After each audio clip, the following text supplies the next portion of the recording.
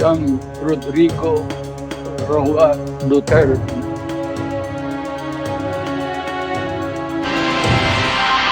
Nakatakdang magtipon ang mga taga-suporta at kritiko ni dating Pangulong Rodrigo Duterte sa labas ng kanyang detention facility sa the Netherlands ngayong kaarawan niya. At live mula roon, nakatutok si Maris Umali. Maris. Vicky, sa ika-80 kaarawan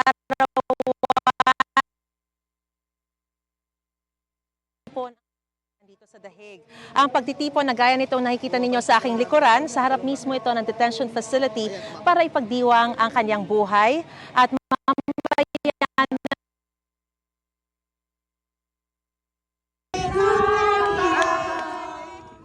Maagang nagtipon ang mga taga-suporta ni dating Pangulong Rodrigo Duterte mula sa iba't ibang panig ng Europa sa harap ng International Criminal Court.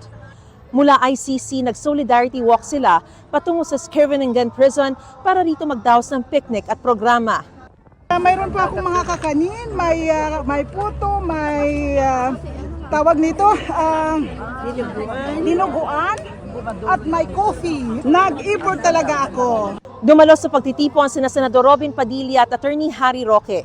Nagpasalamat naman si Vice President Sara Duterte sa mga taga-suporta sa Pilipinas at the Netherlands. Hilingin din natin sa Diyos na sana ay makauwi na agad si Pangulong Duterte sa Pilipinas. Ang ating mga pagtitipon ay nagpapatunay ng lakas, tapang at paninindigan ng mga Pilipino. Pumunta muli sa detention facility ang common law partner ng dating Pangulo na si Hanilet Abansenia kahapon para sana makadalaw sa kanya. Pero hindi pa rin siya nakapasok.